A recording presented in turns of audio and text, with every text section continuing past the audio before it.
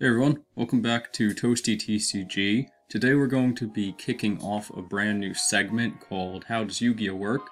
This segment, of course, will be me explaining to everyone how Yu-Gi-Oh works. So, lately I have had a lot of time on my hands, and it's gone a lot of this time into playing Dueling Book rated matches. Now, this is over the course of 6 days, I've accumulated 39 matches already, which is about the size of 4 regionals. So you can tell that I've been kind of like grinding out the games. But in the last couple day or two, I've noticed something has been starting to occur, and at first I thought it might just be a coincidence because it was people who were doing it, they had very low ranking, and I figured maybe they're just a little new to the game, maybe they usually play with their friends and their friends correct them on these type of things. But then I started to notice it even with higher ranking players, where I played someone, he must have had over 3,000 experience on his profile, and he still didn't know this very simple ruling. So with that out of the way, let me explain to you guys today the difference between card activation and card effect activation. Okay, so let's say you're in a situation like this. You're playing Eldritch. Now, at the moment, you have your Golden Lord on the field, and you have your counter trap, Golden Land Forever. This card specifically reads when a spell/trap card or monster effect is activated while you control an Eldritch monster. Tribute 1 zombie monster, negate the activation, destroy that card. Now, on the opponent's side of the field, let's say they have something like, they have the Salamangreat Roar. This card reads almost identical to Golden Land Forever. When a spell/trap card or monster effect is activated while you control a Salamangreat Link monster, negate the activation, destroy that card. And of course it has another very great effect while it's in your graveyard, but that of course is not what we're here for. So this is the field at the moment. Both players have their counter trap on the field, and let's discuss how this plays out. So let's say your Salamangreat opponent activates Will of the Salamangreat. Now when the card comes out of the hand and goes onto the field, for spell and trap cards that is being considered activated. You are activating your spell or trap card. And for monsters, that of course is just considered attempting to summon. You're attempting to activate your spell and trap card, to which your Eldritch deck can respond with the counter trap. Golden Land Forever, because it reads when a spell or trap card is activated while you control your Eldritch monster, you tribute your zombie, you negate the effect. So our zombie goes to the grave, and we destroy the Will of the Salamangreat.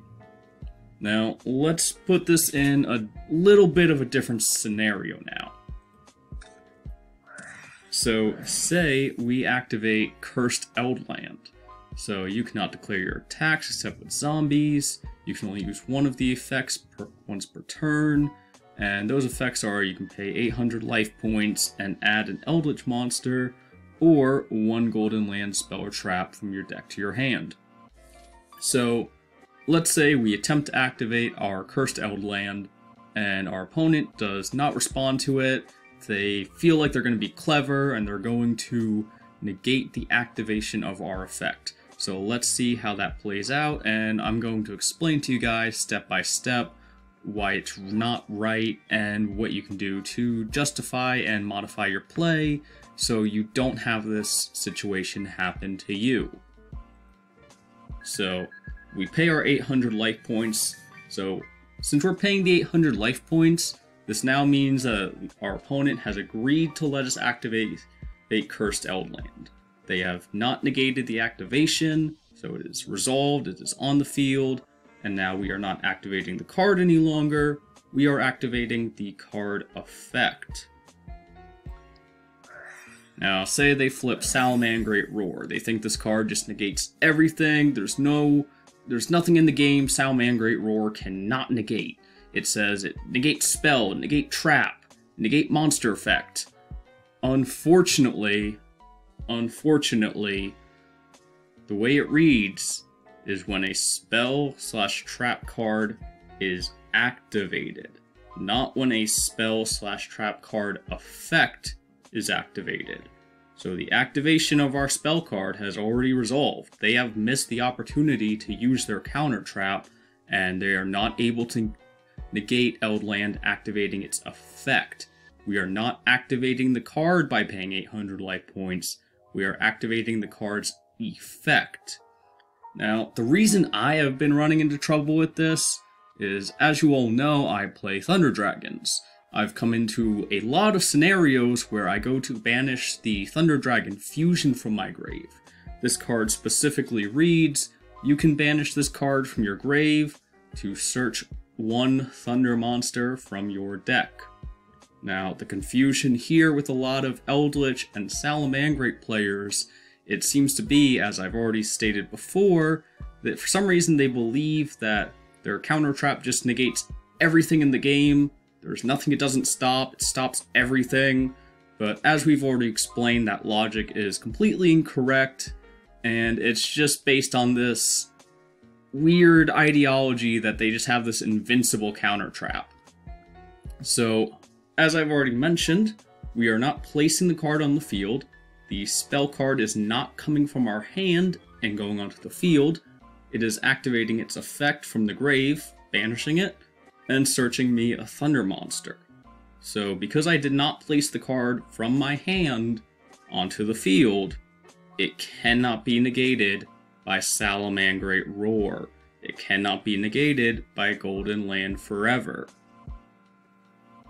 Okay, so now that we have all the confusion explained and out of the way, such as how to use these cards, when to use these cards, when not to use these cards, and how to not use these cards, I think it's time that I express how I think some people had this confusion in the first place.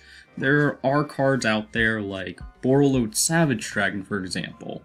This card literally says it negates anything, any card, any effect. So people may have been comparing that card and similar cards to their counter traps, figuring it all does the same thing, it's all the same effect. But there are the few wording differences that do make them completely different cards that work in different scenarios, and it just means that the counter traps don't have as much coverage over the game as you at first may have believed it did. But if you still have any questions, feel free to leave them in the comments below, and while you're down there you can find the link to our Facebook page, the TCG Discord server, my personal Duelingbook account, and also we have become TCG player affiliates. If you look down the description below where we have everything else linked, you can find the link to our TCG player affiliate link. So next time that you go to shop on TCG Player, by using our link, it costs you nothing extra, and it directly helps my channel. So make sure to check all those things out, and this is Toasty TCG, signing out.